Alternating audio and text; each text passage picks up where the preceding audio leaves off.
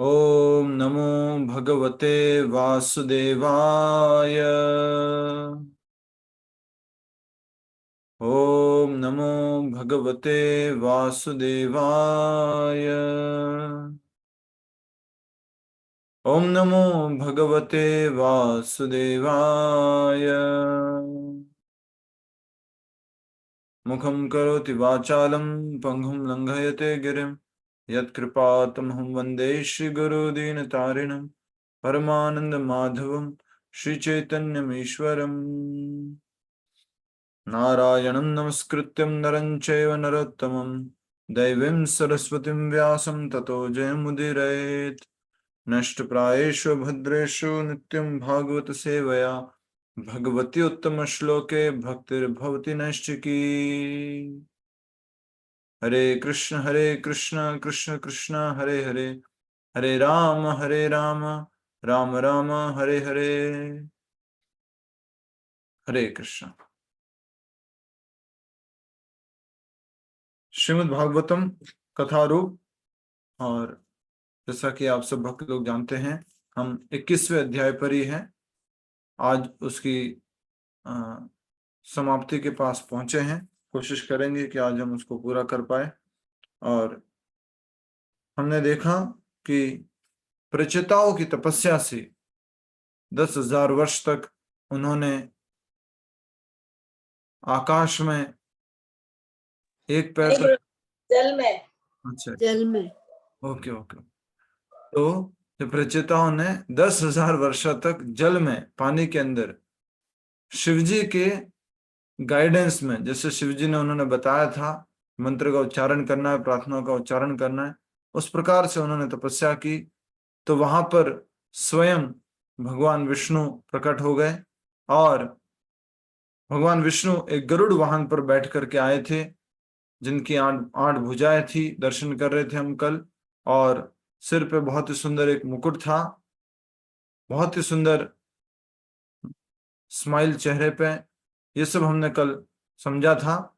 और जो गरुड़ है, उसके दोनों पंख जो है, जो ध्वनि निकाल रहे थे, और गरुड़ देव स्वयं क्या गा रहे थे? भगवान की महिमा गान रहे थे, भगवान की महिमा गा रहे थे, भगवान की महिमा का गुणगान कर रहे थे। जी धन्यवाद।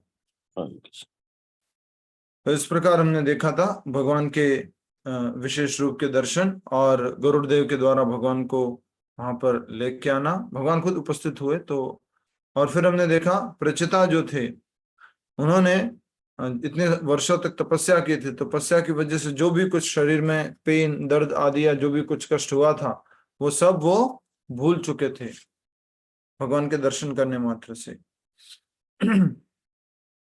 अब हम आज देखने वाले हैं जो कल हमने पढ़ा था वहां से आगे।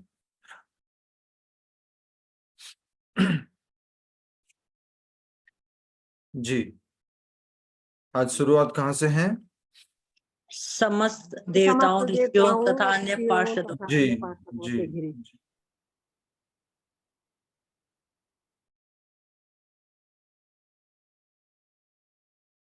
हरे कृष्ण। तो उससे पहले एक बार फिर से हम जो पैराग्राफ है उसको पढ़ लेते हैं। भगवान विष्णु के अत्यंत मनोहारी रूप को देखकर प्रचेताओं का हृदय पूरी तरह संतुष्ट हो गया। ये दर्शन करा सकते हैं। और कठोर तपस्याओं के फल स्वरूप उत्पन्न शारीरिक कष्ट चला गया।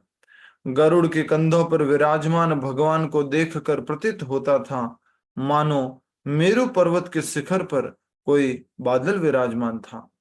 आप दर्शन कर सकते हैं। भगवान का मुख कमल अत्यंत रमणीय था और उनके सिर पर चमकदार मुकुट शोभायमान था।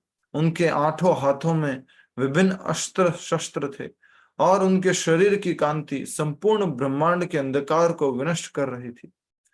गरुड़ किन्नर लोक के एक निवासी प्रतीत हो रहे थे, जिनकी शारीरिक रचना ऐसी ही होती है। और अपने पंखों की फड़फड़ाहट से वे भगवान का महिमा गान करते हुए वैदिक मंत्र का उच्चारण करने लगे। गरुड़ देव आगे बढ़ते हैं। समस्त देवताओं, ऋषियों तथा अन्य पार्षदों से घिरे भगवान विष्णु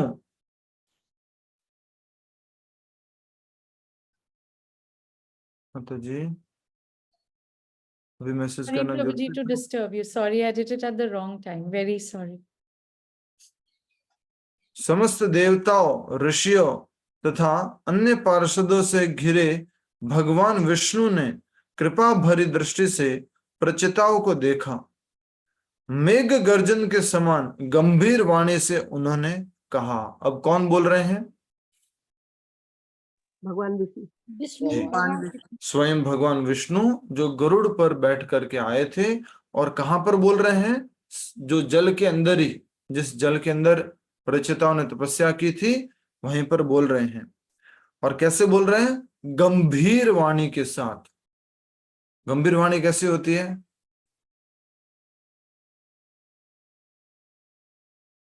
जैसे आजकल आप प्रवचन कर रहे हो। मेघ गर्जन। सहजता। जी, सहजता और मेघ गर्जन के समान गंभीर वाणी, अर्थात लोकल भाषा में हम कहें तो बेस ज्यादा था। प्रिय राजकुमारों, मैं यह देखकर अतिशय प्रसन्न हूं कि तुम सब परस्पर मैत्रीपूर्ण भावनाओं के साथ मेरी भक्ति में संलग्न हो। तुम्हारे आपस में घनिष्ठ संबंधों को देखकर मेरा हृदय आनंद से भर उठा है। मैं सर्व प्रकार से तुम्हारे मंगल की कामना करता हूं। मैं तुम्हें बदले में कोई वर देना चाहता हूं। कृपया मुझसे मनचाहा वर मांगो। जो व्यक्ति प्रतिदिन संध्या समय तुम्हारा स्मरण करेगा, वह न केवल अपने भाइयों के प्रति अपितु समस्त प्राणियों के प्रति इसी प्रकार मैत्रीपूर्ण भावनाएं विकसित करेगा। साथ ही जो व्यक्ति प्रातः एवं संध्या समय भगवान शिव द्वारा रचित प्रार्थनाओं से मेरी स्तुति करेगा, उसे मेरा आशीर्वाद प्राप्त होगा। वह अपनी मनोकामनाओं को पूर्ण करने के साथ ही सद्बुद्धि भी प्राप्त करेगा। तो इस प्रकार थोड़ा गंभीर वाणी में जो है भगवान बोल रहे हैं प्रचिताओं को। और मुख्य रूप से क्या क्या कहा भगवान ने? मेन बात क्या कही कि मैं तुम्हारी भक्ति से, मैं तुम्हारी तपस्याओं से प्रसन्न हूं। और उनको क्या अच्छा लगा? उनके बीच में, समस्त भाइयों के बीच में क्या अच्छा लगा उनको? मैत्रीपूर्ण, उनका घनिष्ठ घनिष्ठ संबंध और मैत्री पूर्वक जो आपस में वो रह रहे थे और उन्होंने साथ में रह करके जो तपस्या की, उससे भगवान कह रहे हैं मैं तुम सब पर परस्पर मैत्रीपूर्ण भावनाओं के साथ मेरी तुम सब परस्पर मैत्रीपूर्ण भावनाओं के साथ मेरी भक्ति में संलग्न हो। तो बहुत ही सुंदर शिक्षा दे रहे हैं यहाँ पर ये प्रचिता है कि 10,000 वर्षों तक ये साथ में एक साथ उस परम भगवान की तपस्या करते रहे। कई बार हम सब लोग विचलित हो जाते हैं। हम 10-15 लोग साथ में हैं, भक्ति का अभ्यास कर रहे हैं। किसी को लगता है कि नहीं मेरे से तो अभ्यास नहीं हो पाएगा, मैं तो नहीं कर पाऊंगा, तुम लोग कर लो, मैं नहीं कर पाऊंगा। जितने भी लोग कृष्ण भावनामृत में आते हैं, ऐसा नहीं है कि सारे के सारे अंत तक बने रहते हैं। कुछ लोग बीच में ही छोड़ के चले जाते हैं। भागवत कथा में भी जो लोग आते हैं, शुरुआत में बहुत सारे लोग आते हैं, फिर धीरे धीरे वो भी छोड़ करके चले जाते हैं। पर यहाँ पर भगवान को क्या पसंद आया? परस्पर मैत्रीपूर्ण व्यवहार। कई बार कहते हैं लोग प्रभु जी के महत्वपूर्ण है, ये बहुत महत्वपूर्ण है। कई बार हम एक दूसरे की भक्ति से, एक दूसरे की भगवान के प्रति सेवा से जलते हैं, ईर्ष्या करते हैं। क्यों ये ज्यादा सेवा कर पा रहा है, क्यों ये अच्छे से नाम जप कर पा रहा है, कैसे इसकी माला ज्यादा हो रही है, क्यों इनको विग्रह सेवा मिल गई और मुझे अभी तक झाड़ू पोछा की सेवा मिली हुई है। तो कई बार हम आपस में क्या होते हैं, एक दूसरे से ईर्ष्या करते हैं भक्ति में आने के बाद भी। तो यहाँ भगवान को क्या पसंद आया है? मैत्रीपूर्ण व्यवहार। कई बार क्या कहते हैं भक्त लोग, क्लास वाले, हमारे सब में से जो भी भक्त है, कई बार कहते हैं प्रभु जी नहीं, मैं ना किसी पब्लिक के साथ में, लोगों के साथ में, और ये सब भक्ति वगैरह मेरे से नहीं होता। बस मैं मेरे अकेले माला कर लूंगी, मेरा भक्ति कर लूंगी, बस मुझसे और ये सब नहीं होता है। भगवान के धाम पे जाओगे तो आप और भगवान अकेले नहीं है। भगवान के धाम पर जाओगे तो आप और भगवान अकेले नहीं है। कौन है? आप हैं और आपके जैसे बहुत सारे भक्त लोग हैं, और सब भक्त जो है भगवान की सेवा में संलग्न है। तो हमें क्या सीखना है? भक्तों के साथ परस्पर मैत्रीपूर्ण व्यवहार के साथ रहना। कई बार क्लास में भी देखा जाता है, एक माताजी दूसरी माताजी से जल रही है, एक माताजी कह रहे हैं कि मुझे को होस्ट क्यों बनाया, मुझे होस्ट क्यों नहीं बनाया, मुझे क्लास का मेन मॉनिटर क्यों नहीं बनाया, या कोई दूसरा कोई कहेगा कि मुझे बोलने का ज्यादा मौका क्यों नहीं दिया, मुझे तो कुछ बोलने को देते नहीं, मुझे ये अलाउ नहीं है, मुझे वो अलाउ नहीं है। कोई फिर पर्सनली मैसेज करता है, प्रभु जी आप मुझे भी तो कभी क्लास को होस्ट करने का मौका दीजिए, मैं इतने साल से जुड़ी हुई है, आज तक आपने मुझे होस्ट करने का मौका नहीं दिया। या कोई कहेगा कि वो ऐसे करता है क्लास में, वो ऐसे करता है। बहुत ही सुंदर, कई बार हम इस बात को जस्ट पढ़ करके आगे निकल जाते हैं। ये पढ़ करके आगे निकलने वाली बात है नहीं। भगवान क्यों प्रसन्न होंगे ऐसी बात से? मुस्कुराएंगे और कह रहे कि मैं तुम्हारे इस भक्ति से, प्रेम से, मैत्रीपूर्ण संबंध से प्रसन्न हूं और मैं तुम्हें वर देना चाहता हूं। तो ये बहुत ही महत्वपूर्ण है, जब भक्त लोग साथ में मिलकर के भगवान की सेवा करते हैं, भक्ति करते हैं, तो भगवान बहुत प्रसन्न होते हैं। साथ में रह के हमें भक्ति करनी है और भगवान को प्रसन्न करना है। एक दूसरे को क्या करना है? सपोर्ट करना है। जैसे इस क्लास में एग्जाम्पल दे रहा हूँ, जैसे कई बार हम मंदिर में जाते हैं, तो मैं तो बोले कि 5 साल पुराना हूँ, 10 साल पुराना हूँ, मैं 15 साल पुराना हूँ, मुझे तो हमेशा आगे खड़ा रहना है। कोई नए भक्त आए हैं तो हम उनको मौका दे सकते हैं, चलो आप लोग आगे खड़े रहिए, हम थोड़ा सा पीछे खड़े हो जाते हैं। तो उनसे उनको क्या मिलेगा?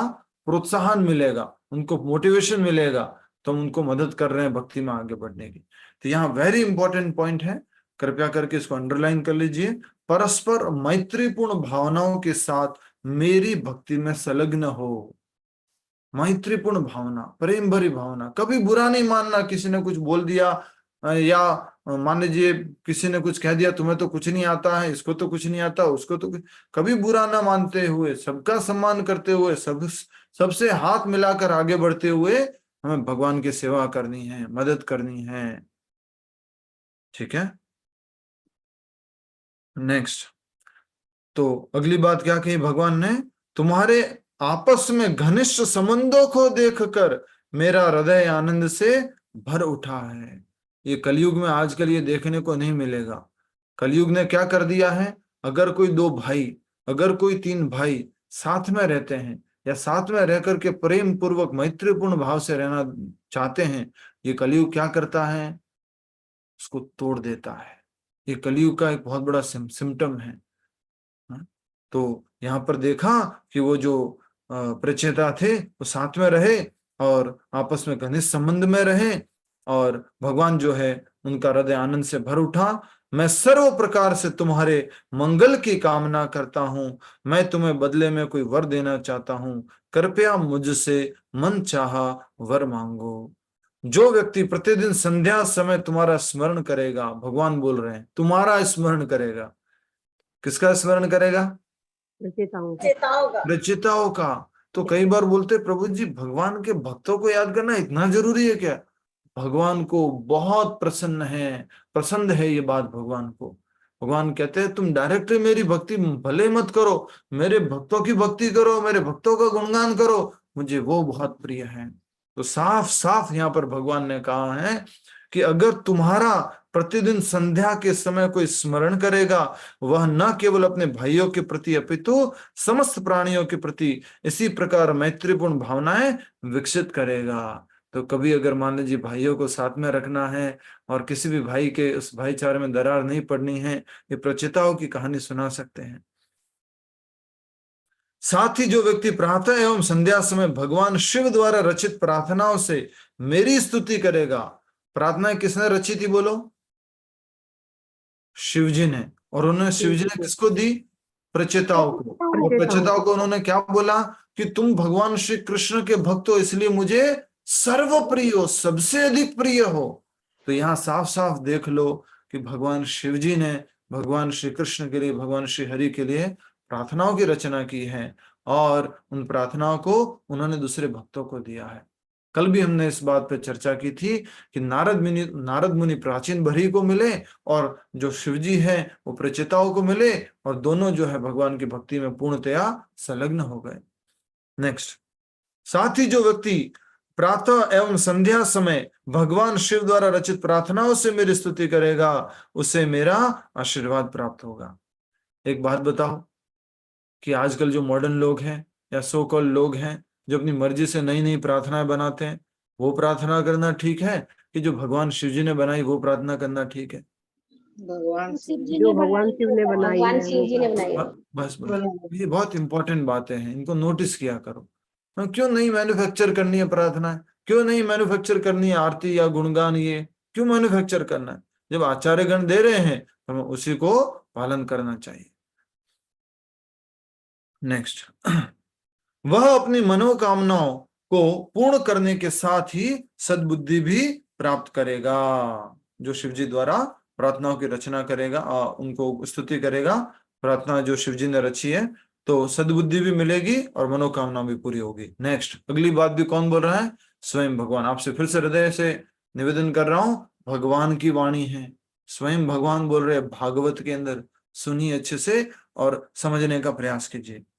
क्योंकि तुमने अपने पिता के आदेश को निष्कपट भाव से स्वीकार किया और निष्ठापूर्वक उसका पालन किया है, तुम्हारे सद्गुणों की ख्याति संपूर्ण विश्व में प्रसिद्धि प्राप्त करेगी। भविष्य में तुम्हारा एक अति गुणी पुत्र उत्पन्न होगा। वह किसी भी दृष्टि से ब्रह्मा जी से निम्न नहीं होगा, वह विश्व प्रसिद्ध होगा और उसके वंशज तीनों लोकों को प्रजा से भर देंगे। तो पिताजी ने क्या चाहा था? प्राचीन बरही ने क्या चाहा था? क्यों जाए ये तपस्या करने के लिए? भावना साहू जी बताइए, कहाँ ध्यान है आपका? बताइए। क्या चीज? सॉरी। प्राचीन बरही जो थे उन्होंने प्रचेताओं को क्यों भेजा था? ताकि वो तपस्या करने जाए। तपस्या करने तपस्या क्यों करनी थी? कि वो पता नहीं। अभी भी पढ़ा है आपने? जस्ट पढ़ा है, उसको देख के बोल सकते थे। हाँ, मैं अभी कोई था तो मैं ध्यान नहीं यस, और कोई मदद कीजिए। आगे संतान करके फिर प्रजा, मतलब पूरा। यस, आगे जो है प्रजा को बढ़ाने के लिए, प्रजा को और बढ़ाने के लिए, ठीक है। तो ये आशीर्वाद दिया भगवान ने कि आपका एक भविष्य में पुत्र होगा। अब देख लो, भगवान आशीर्वाद दे रहे हैं, भगवान कुछ बोल रहे हैं, तो उसको नोट कीजिए, उसको समझिए। हाँ, भगवान खुद बोल रहे हैं कि भविष्य में तुम्हारा एक पुत्र होगा, अति गुणी होगा, जो ब्रह्मा जी से कम नहीं होगा, विश्व प्रसिद्ध होगा और तीनों लोगों को प्रजा से भर देगा। ठीक है, नेक्स्ट। हे प्रचेताओ,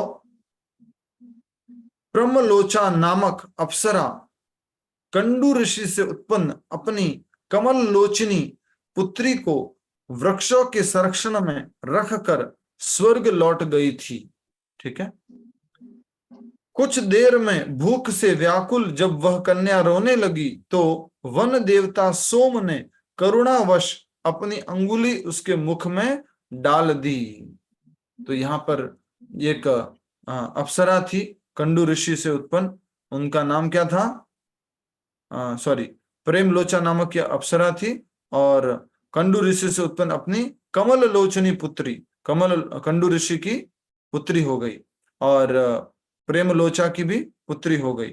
उसको उन्होंने कहाँ छोड़ दिया था? धरती पर वृक्षों के संरक्षण में। कुछ देर में भूख से व्याकुल जब वह कन्या रोने लगी तो वन देवता सोम ने करुणावश अपनी अंगुली उसके मुख में डाल दी।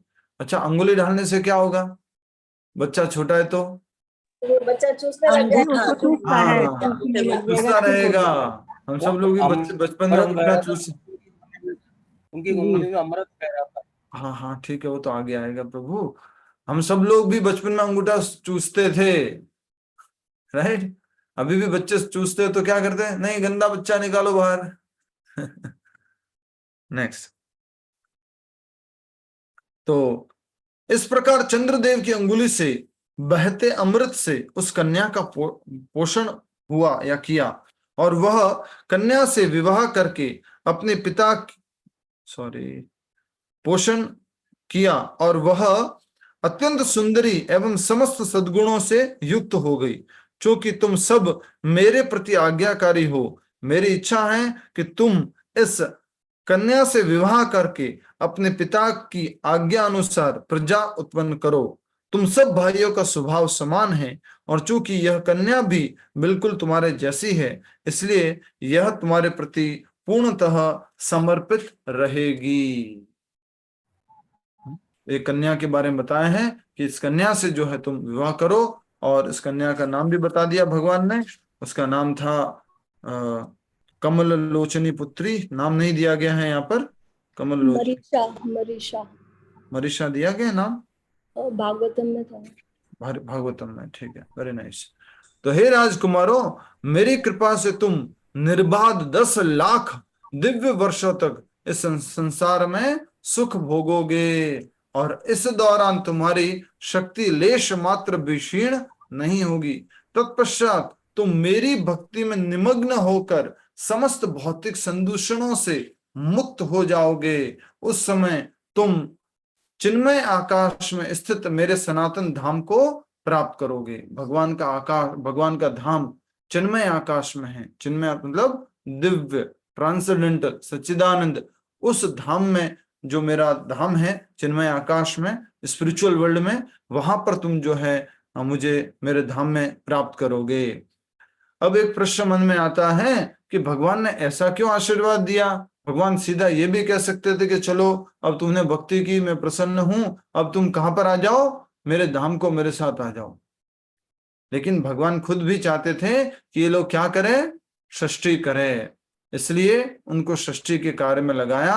और ये चंद्रदेव की फोटो है। चंद्रदेव, ये जो कन्या थी मृषा, मृषा बताया जी मरीषा तो उनको जो है मृषा, तो उनको जो है अंगुली से अमृत पान करा रहे हैं, और उसको अमृत पान करने की वजह से उनको शरीर में बहुत ही शक्ति और साथ में सुंदरता प्राप्त हुई, और फिर वो इस प्रकार से बड़े हुए। यह सब सुनकर प्रचिता भगवान की स्तुति करने लगे। दिव्य उन्माद से भाव विभोर होकर होने के कारण उन्होंने लड़खड़ाती वाणी में कहा, भगवान, हम आपके चरणों पर प्रणाम करते हैं। आपकी मात्र उपस्थिति से हमें पूर्ण शुद्धि का अनुभव हो रहा है। यद्यपि यह संसार अनेक भौतिक सुखों से भरा है, परंतु जब कोई व्यक्ति आपके रूप पर अपना मन केंद्रित करता है, तो उसके लिए द्वंद्वों से भरा यह संसार अपने अस्थायीपन के कारण निरर्थक और निरस रह जाता है। अर्थात आपने हमें दर्शन दिए, तो हम ये दर्शन करके हम और कोई भौतिक इच्छा मन में नहीं रखते हैं। अब ये सब भौतिक जगत हमारे लिए क्या हो चुका है, बोलो, निरस। और भगवान क्या है, रस के सागर। रसो वै सह, Krishna is the source of all the mellows, all the रसास। इसलिए कृष्ण को क्या बोला जाता है, रस राज कृष्ण। रसो वै सह, सारे रसों के केंद्र हैं, सारे रसों के स्रोत हैं। तो भौतिक जगत में भी हम क्या लेने की कोशिश करते हैं, रस लेने की कोशिश करते हैं इंद्रियों के माध्यम से। तो वो कह रहे हैं कि आपके दर्शन करने के बाद तो ये सब कुछ निरस रह जाता है। हे नाथ, जब आप करुणावश अपने भक्त का चिंतन करते हैं, तो केवल उस कार्य से भक्त के समस्त प्रयोजन सिद्ध हो जाते हैं। चाहे कोई प्राणी कितना भी निकृष्ट क्यों न हो, आप प्रत्येक प्राणी के हृदय में परमात्मा रूप में विराजमान हैं, और इस प्रकार आप सबकी इच्छाएं जानते हैं, और निश्चित ही आप हमारी इच्छाओं से अनभिज्ञ नहीं हो। भगवान हर एक जीव की इच्छा को जानते हैं, हर एक इच्छा को। हमने अभी इच्छा की है, हमने किसी को बोला भी नहीं है। और आज के बाद कृपया करके अनुभव करना शुरू कर देना। क्या कह रहा हूं उसको ध्यान से सुनिए। आज के बाद अनुभव करना शुरू कर देना। क्या? इच्छा करना कि हे ठाकुर, हे गोविंद, हे जगन्नाथ, आपके दर्शन करने, हे द्वारकाधीश, आपके दर्शन करने, हे वृंदावन ठाकुर जी, राधा वृंदावन चंद्र जी, आपके दर्शन करने, इच्छा करते जाना। खाली इच्छा किया आपने मन में, और भगवान उसको फिर क्या करेंगे? सैंक्शन करेंगे, भगवान उसको पूर्ण करेंगे। और यहाँ पर लिखा हुआ है कि आप मात्र सोचते हैं अपने भक्त के बारे में और उसकी सारी की सारी इच्छाएं पूर्ण हो जाती हैं भगवान के सोचने मात्र से। जैसे कहा जाता है कि भगवान को कुछ काम करना नहीं पड़ता सृष्टि के लिए, भगवान को बस सोचना होता है। भगवान मन में सोचते हैं, इंग्लिश में बोलता हूं, लेट देयर बी क्रिएशन, यहां पर सृष्टि निर्माण हो तो वहां सृष्टि निर्माण हो जाता है। वैसे यहां पर कहा गया है कि आप किसी प्राणी से, जो भी प्राणी है, जो भक्त हैं, उसको सुनते हैं, उसके बारे में चिंतन करते हैं करुणावश, तो समस्त प्रयोजन सिद्ध हो जाते हैं। चाहे कोई प्राणी कितना भी निकृष्ट क्यों न हो, आप प्रत्येक प्राणी के हृदय में परमात्मा रूप में विराजमान है। क्या राक्षस के हृदय में भी भगवान परमात्मा रूप में है? यस। चींटी के? यस। मच्छर के? यस। सुअर के? यस। आपको बोला जाए तो कि आपका दोस्त जो है अगले जन्म में सुअर बन गया, उसके साथ उसके शरीर में रहोगे क्या? पॉसिबल है? भगवान वो दोस्त है जो सबके साथ रह सकते हैं। कोई मांसाहारी खाने वाला, मांस खाने वाला, काट काट काट काट खाने वाला, काटने वाला, उसके हृदय में भगवान बैठे हुए हैं। आपको बोला जाए ऐसे दोस्त के हृदय में नहीं जाना है, आपको उसके घर में जाके रहना है, रह लोगे? मुश्किल है। भगवान जो है दयालु है, कृपालु है, और वो जो है हर एक प्राणी के, निकृष्ट प्राणी के हृदय में भी है। इस प्रकार आप सबकी इच्छाएं जानते हैं, और निश्चित ही आप हमारी इच्छाओं से अनभिज्ञ नहीं हो। आप मेरी भी, हमारी भी इच्छाएं जानते हैं। हे ब्रह्मांड नायक, आप हमारे जीवन के चरम लक्ष्य हैं, और यही तथ्य हमारी संतुष्टि का परम प्रमुख कारण है। आप हमारे जीवन के चरम लक्ष्य हैं। अंडरलाइन कर लो इसको, हाईलाइट कर दो, आप हमारे जीवन के चरम लक्ष्य हैं। एक बार जहां पे भी बैठे हो आसपास, कहीं पे भगवान जी के आपके दर्शन हो, तो दोनों हाथ जोड़ करके बोल दो, हे केशव, हे गोविंद, हे मुरारी, आप हमारे जीवन के सर्वोच्च लक्ष्य हैं, चरम लक्ष्य हैं, और यही तथ्य हमारी संतुष्टि का प्रमुख कारण है। हम प्रार्थना करते हैं कि आप भी हमसे संतुष्ट हो। हमें एकमात्र यही वरदान चाहिए कि आप हमारे से संतुष्ट हो। हम माला क्यों करते हैं प्रमिला खेमानी माता जी? हम माला क्यों करते हैं? हरे कृष्णा प्रभु। हे राधा रानी, हे कृष्ण, हमें आपकी प्रेममयी भक्ति प्रदान। मैंने अर्थ नहीं पूछा माता, मैंने पूछा माला क्यों करते हैं? भगवान से प्रेम करने के लिए, भगवान की संतुष्टि के लिए। हाँ, भगवान की बस संतुष्टि बस के लिए। बस बस बस बस बस, म्यूट कर दो। अभी उत्तर दे देते, यहाँ से देख के भी दे देते तो आपको समझ में आ जाता कि हम प्रार्थना करते हैं कि आप हमसे संतुष्ट हो। हरे कृष्ण महामंत्र भी क्या है? एक प्रार्थना है, और प्रार्थना का उद्देश्य क्या है? भगवान हमारे से प्रसन्न हो। हमारी 16 माला से भगवान के चेहरे पे क्या आ जाए? मुस्कुराहट। ऑलरेडी मुस्कुराते हैं भगवान, फिर भी थोड़ा सा मुस्कुरा दे भगवान। ऐसे तो मुस्कुराते ही रहते हैं भगवान, कभी कभी हमारी ऐसी वाली माला से भी मुस्कुराते हैं भगवान। तो हरे कृष्ण कृष्ण कृष्ण हरे राम राम राम हरे, उससे भगवान खूब मुस्कुराते हैं। हमारे भक्त, वाह क्या बढ़िया नाम ले रहा है। हमें एकमात्र ही वरदान चाहिए कि आप हमसे संतुष्ट हो। स्वर्ग के पारिजात वृक्ष को प्राप्त करने के पश्चात मधुमक्खी उसे कभी नहीं छोड़ती, क्योंकि मकरंद प्राप्त करने की उसकी सारी इच्छाएं वहां पूरी हो जाती है। क्या मतलब है? मधुमक्खी को क्या चाहिए? मकरंद। जो फलों के अंदर जो जूस होता है उसको बोला जा रहा है मकरंद। मधुमक्खी को रस चाहिए। और उस मकरंद का क्या करती है? वो इकट्ठा करती है, और उससे क्या बनता है? शहद। शहद बनाती है। तो अगर बोले स्वर्ग का मधुमक्खी को क्या मिल जाए? पारिजात वृक्ष मिल जाए। एक फूल नहीं, क्या मिल गया? पारिजात वृक्ष मिल जाए। अब तो उसको कहीं जाने की जरूरत ही नहीं है। अभी आधा घंटा इस फूल पे, आधा घंटा उस फूल पे, आधा घंटा और उस फूल पे, 1 घंटा उस फूल पे, जितना मकरंद लेना है लेते रहो। वैसे ही भगवान श्री कृष्ण के चरण क्या है? मकरंद के स्रोत है। कोई नाम है, कोई भजन है इससे रिलेटेड, कोई मदद करेगा जिसमें मकरंद शब्द आता है? कृष्ण का कोई भजन, कोई नाम जिसमें मकरंद शब्द आता है?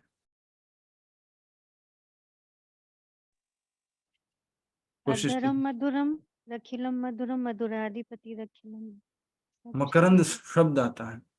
अच्छा, ठीक है। स्वर्ग के पारिजात वृक्ष को प्राप्त करने के पश्चात मधुमक्खी उसे कभी नहीं छोड़ती, क्योंकि मकरंद प्राप्त करने की उसकी सारी इच्छाएं वहां पूरी हो जाती हैं। इसी प्रकार आपके चरण कमलों का दर्शन करने तथा उनका आश्रय लेने के पश्चात अब भला हमारे लिए अन्य कौन सा वरदान वांछनीय रह गया है? अब हमें और कोई वर नहीं चाहिए। हमारी एकमात्र विनती यही है कि जब तक हम इस संसार में एक शरीर से दूसरे शरीर में एवं एक लोक से दूसरे लोक में भ्रमण करें, हमें उन भक्तों का संग प्राप्त हो जो सदैव आपकी लीलाओं के यशोगान में व्यस्त रहते हैं। हरि बोल, हरि बोल, हरि बोल। हरे कृष्णा प्रभु जी, ये भजन है।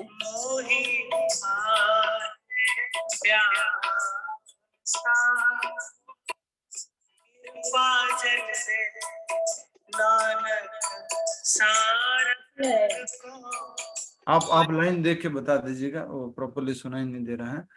ठीक है। तो यहाँ पर बहुत सुंदर बात कही गई है। क्या कहा जा रहा है? कि हमें उन भक्तों की संगति प्रदान कीजिए, संग प्रदान कीजिए जो सदैव आपकी लीलाओं के यशोदान में व्यस्त रहते हैं। क्या प्रचेताओं ने ये बोला कि हे भगवान, हमें और कुछ नहीं, हमें मुक्ति दे दीजिए, हम तो बस आपके साथ में रहेंगे। अगर हमें एक शरीर के बाद दूसरा शरीर, एक लोक से दूसरे लोक में भ्रमण करते रहना पड़े, तो आप हमें क्या कीजिए? हमें उन भक्तों का संग प्रदान कीजिए जो सदैव आपकी लीलाओं में और के यशोगान में व्यस्त रहते हैं। ये प्रार्थना किसने की? ध्रुव महाराज ने। ये प्रार्थना और किसने की? बताओ, मदद कीजिए। और वो पेज नंबर भी निकालना पड़ेगा आपको कि ध्रुव महाराज ने क्या प्रार्थना की थी। इसी प्रकार से और बोलिए, किसने ये प्रार्थना की थी? भक्त प्रहलाद ने। पृथु महाराज। पृथु महाराज, वेरी नाइस, क्या बात है। और बताइए, और किसने प्रार्थना की थी सेम?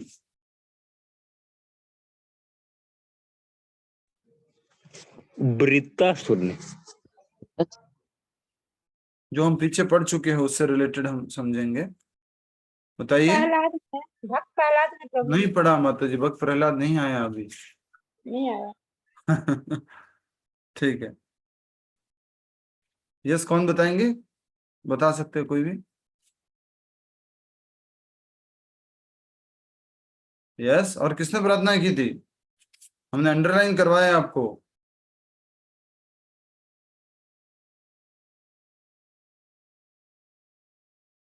ठीक है, ये आपका होमवर्क है, पीछे से आपको ढूंढ के निकालना है। इतने सारे अध्यायों में कहाँ कहाँ जब भी भगवान से प्रार्थना की गई, जब भी भगवान को याद किया गया, जब भी भगवान प्रकट हुए, तो भक्तों ने कब कहा कि आपके भगवान आपके भक्तों की संगति हमें प्राप्त हो और हमें कुछ नहीं चाहिए।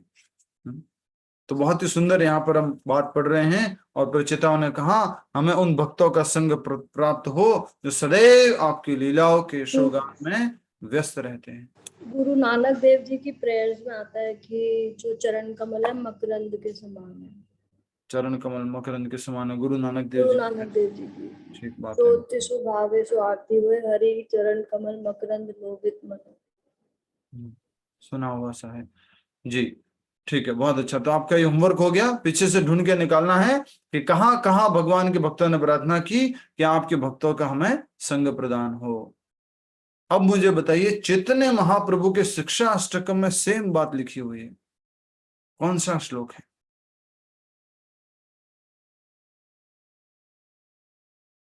यस, हाथ खड़ा करना है, बोलना नहीं है, बोलना नहीं है, बोलना नहीं है, बोलना नहीं।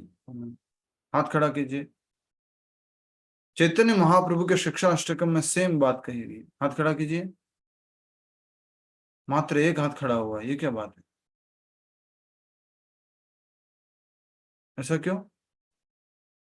यस, रीमा माता जी बताइए। हम हाथ खड़ा कर रहे हैं, बताइए।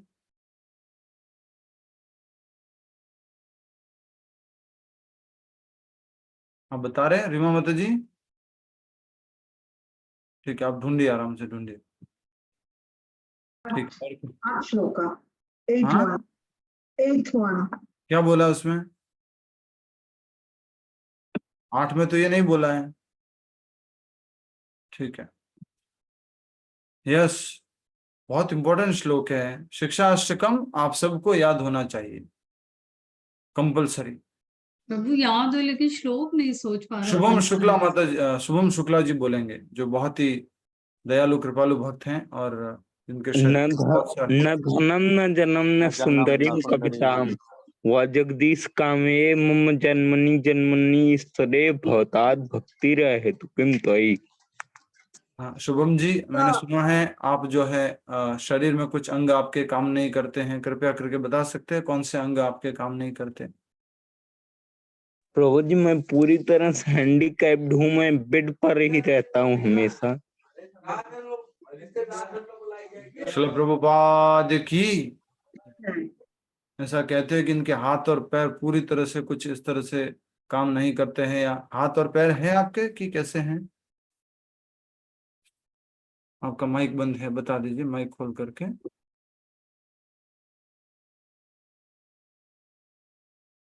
माइक खोल के बोलिए। मैं 14 साल तक ठीक था, लेकिन जो है उसके बाद से धीरे धीरे मतलब गड़बड़ हो गया।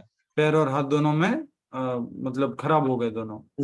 पैर मतलब पैर हाथ सही है, कमजोरी इतनी ज्यादा है, मतलब कोई रोग कोई डॉक्टर बता ही नहीं पाया क्या हुआ है। सब मतलब कुछ चल फिर नहीं पाता हूँ, बस व्हील चेयर मतलब ट्राई साइकिल से चल। अच्छा अच्छा अच्छा अच्छा। बहुत हृदय को कह सकते हैं स्पर्श करने वाली बात है। जैसा कि हम सब लोग देख रहे हैं, हमारे हाथ भी ठीक हैं, हमारे पैर भी ठीक हैं, आंखें भी ठीक हैं, सब कुछ ठीक है।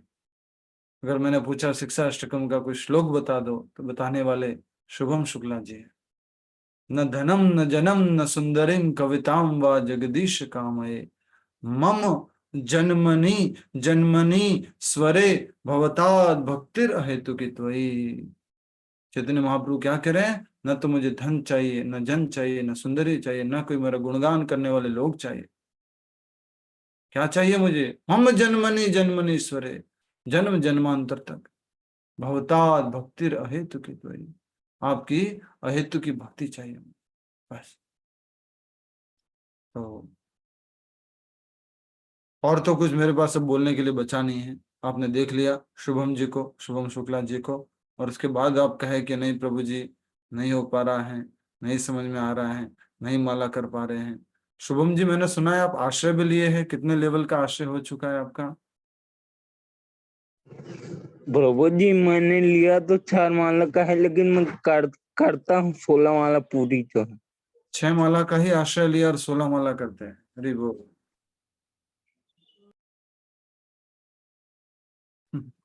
मैं खुद ही बहुत वैसे हो रहा हूँ कि क्या क्या कर रहा हूँ, मैं कुछ नहीं कर रहा। देखिए भक्त लोग कितनी मेहनत कर रहे हैं। प्रभु जी पहले मैं उच्चारण नहीं कर पाता था अच्छे से पूरा हरे कृष्ण महामंत्र, क्योंकि मेरी जुबान भी थोड़ा गड़बड़ है, मतलब बोलने में दिक्कत है। लेकिन प्रभुपाद की कृपा से अब मतलब धीरे धीरे उच्चारण भी सही हो गया है मेरा काफी।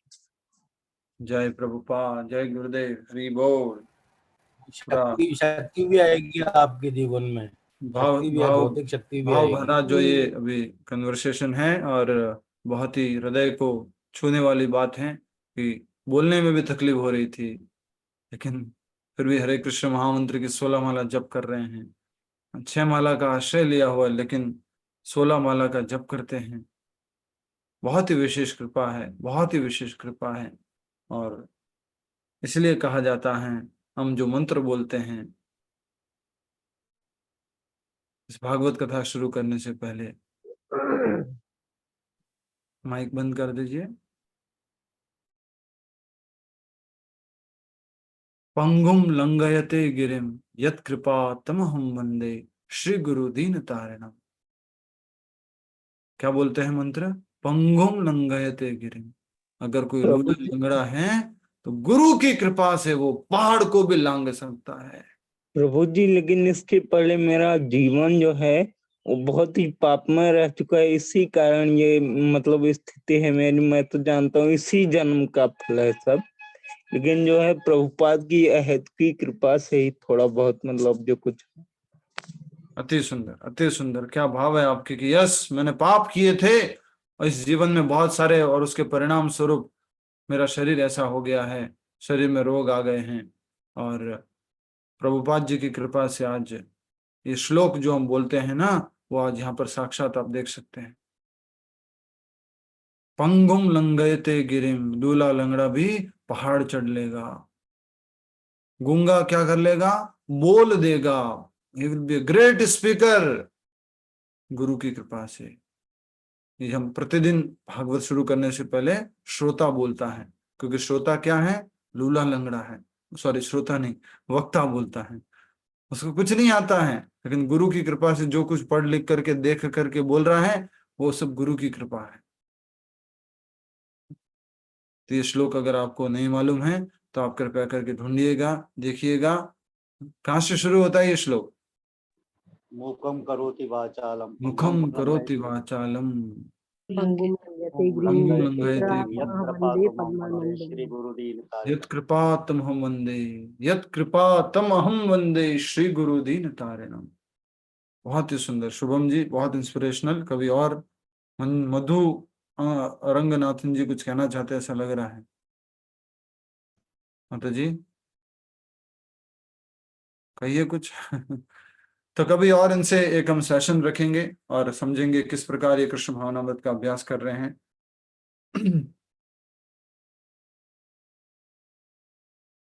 अति सुंदर।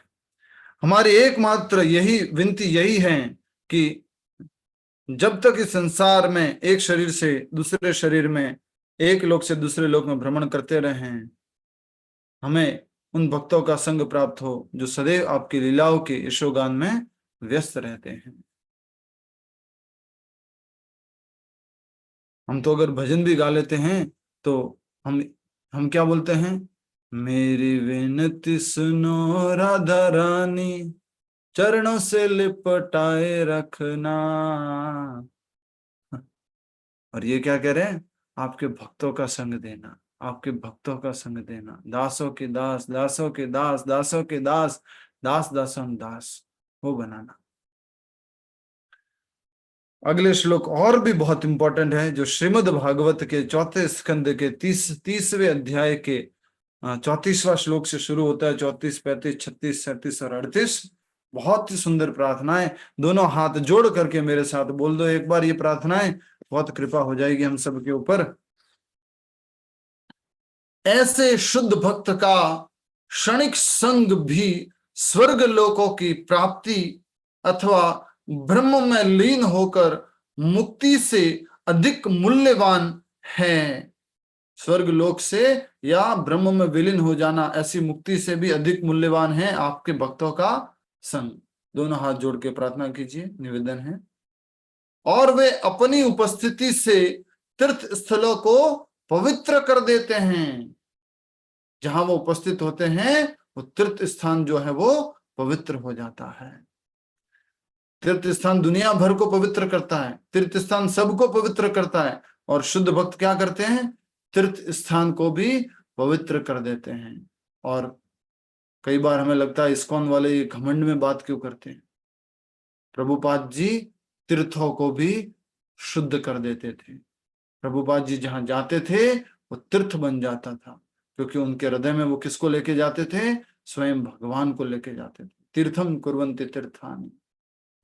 नेक्स्ट, जैसे ही वैकुंठ लोकों की चर्चा आरंभ होती है, श्रोतागण भौतिक संसार के अपने कष्टों का, पारस्परिक कष्टों तथा पारस्परिक शत्रुता को भूल जाते हैं। इतना ही नहीं, जहां कहीं भी आपके भक्त आपकी लीलाओं का श्रवण कीर्तन करते हैं, आप स्वयं वहां उपस्थित रहते हैं। हरि बोल, हरि बोल, हरि बोल। जहां पर भी भक्त लोग आपके लीलाओं का श्रवण और कीर्तन करते हैं, वहां आप उपस्थित रहते हैं, साक्षात उपस्थित रहते हैं। ये श्लोक संख्या 34 डिस्प्ले कर सकते हैं। यहाँ पर ये भक्त 36 नंबर का ये श्लोक है, जहां पर स्वयं भक्तों की श्रवण कीर्तन करने से आपकी उपस्थिति के बारे में, भगवान की उपस्थिति के बारे में कहा गया है। 36।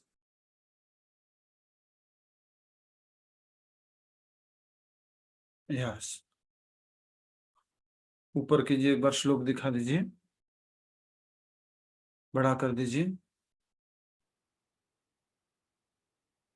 यत्र नारायणः साक्षात् भगवान् न्यासिनां गतिः संस्तूयते सत्कथासु मुक्त संगे पुनः पुनः। अनुवाद। The Supreme Lord Narayana is present among devotees who are engaged in hearing and chanting the holy name. श्रवण और कीर्तन करने में लगे।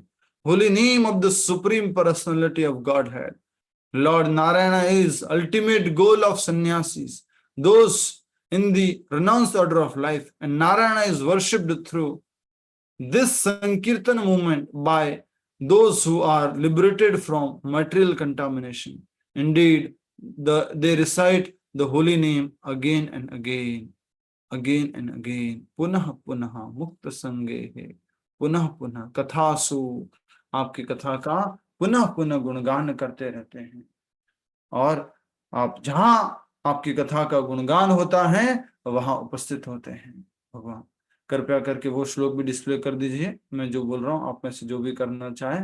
भगवान कहते हैं कि मैं वहां नहीं हूं जहां पर योगी लोग योगी जो है तपस्या कर रहे हैं, तपस्वी तपस्या कर रहे हैं। मैं वहां हूं योगी नाम हृदयेषु वा मद भक्त गायंती। मेरे जो भक्त जहां मेरा गायन करते कीर्तन करते हैं, मैं वहां उपस्थित रहता हूं। नेक्स्ट श्लोक संख्या 38 की प्रार्थना देखिए जो आगे लिखा हुआ है। हे भगवान, हम भली भांति जानते हैं कि शिव जी के क्षणिक संग के प्रभाव से आज हमें आपके दर्शनों का सौभाग्य प्राप्त हुआ है। मैं एक बार फिर से सभी भक्तों का धन्यवाद दूंगा कि आज बहुत दिनों बाद आप सारे लोग आए। एकादशी के दिन 144 लोग। प्रतिदिन आते रहिए, प्रतिदिन आइए और इस कथा का लाभ लीजिए। हे भगवान, हम भली भांति जानते हैं कि शिव जी के क्षणिक संग के प्रभाव से आज हमें आपके दर्शनों का सौभाग्य प्राप्त हुआ है, परंतु फिर भी ब्रह्मा जी और शिव जी जैसे महापुरुष आपकी महिमाओं को पूरी तरह नहीं समझ पाते और मात्र अपनी अपनी क्षमताओं के अनुसार आपकी स्तुति करते हैं। इसी प्रकार यद्यपि हम उनसे अत्यंत निम्न हैं, हम आपकी स्तुति करने का दुस्साहस कर रहे हैं। हम क्या स्तुति करेंगे?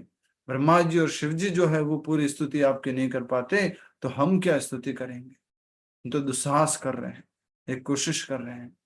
तो बहुत ही सुंदर ये श्लोक हैं और प्रार्थनाएं बताई जा रही है। यहाँ पर अंत में कहा गया है, और तब भगवान विष्णु, भगवान ने लास्ट में बोला, तुम्हारी सब अभिलाषाएं पूर्ण हो, यह कहकर चले गए। एक्चुअल में ये श्लोक में ये शब्द नहीं मिलेगा कि तुम्हारी सब अभिलाषाएं पूर्ण हो। भगवान प्रसन्न हो गए और भगवान ने आशीर्वाद दिया और भगवान चले गए। पर यहाँ पर इस बात को हमें समझना होगा कि भगवान साफ साफ कहना चाह रहे हैं इन प्रचेताओं से। भगवान ने क्या कहा? तुम्हारी इच्छाएं पूर्ण हो। और ये अर्थ किसने दिया है? स्वामी प्रभुपाद जी ने। तो भगवान का क्या मूड है, क्या कहना चाह रहे हैं, वो कौन समझ सकता है? Pure devotee of the Lord. तो प्रभुपाद जी ने ट्रांसलेट किया ऐसे इसको कि तुम्हारी सारी अभिलाषाएं पूर्ण हो, यह कहकर वहां से चले गए। भगवान को अकस्मात अंतर्धान हुआ देखकर प्रचेतागण व्यथित हो उठे, और क्योंकि उन्होंने अभी तक भगवान को मन भरकर नहीं देखा था। अभी तो मन भरा भी नहीं था सावरे, और तू फिर से चला गया।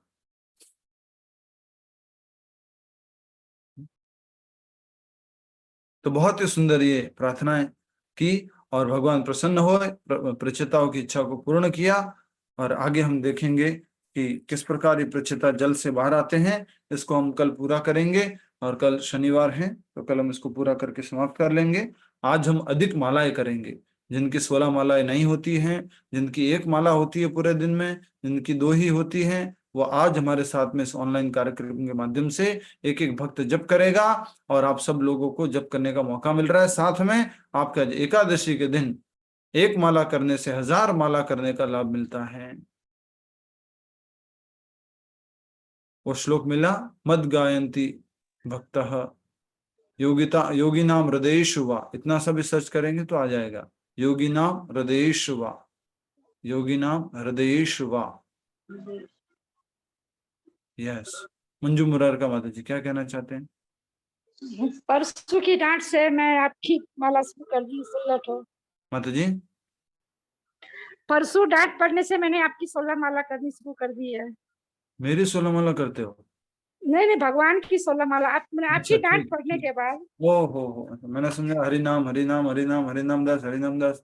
वो हरि नाम दास भी तो हरि का ही नाम है प्रभु जी। हरि बोल, क्या बात है। हरे कृष्ण महामंत्र की 16 माला। अगर ऐसा होता हो कि मेरे डांट से 16 माला शुरू होती हो तो कृपया करके मैं और डांटना चाहूंगा। नहीं, परसों के बाद मैंने रियलाइज जय किया। हो, जय हो, हरि बोल। ठीक है, हरे कृष्णा प्रभु जी। हरे कृष्णा। 16 माला शुरू कर दी। हाँ? परसों जब आपने कहा था उसके बाद मैंने भी प्रतिदिन 16 माला शुरू कर दी प्रभु जी। मैं क्या करूं, मैं समझ में नहीं आ रहा। मुझे जंप करने की इच्छा हो रही है नारद मुनि के जैसे। हरि बोल हरि बोल हरि बोल हरि बोल। प्रभु जी मैं भी शुरू कर दी हूँ 16 माला। प्रभु जी 6.47 है। जय हो, जय हो। 6.47 प्रभु जी। रिकॉर्डिंग बंद कर। 6.47 प्रभु जी क्या? मैंने 48 कर लिया। 6.47 यस। क्या 6.47?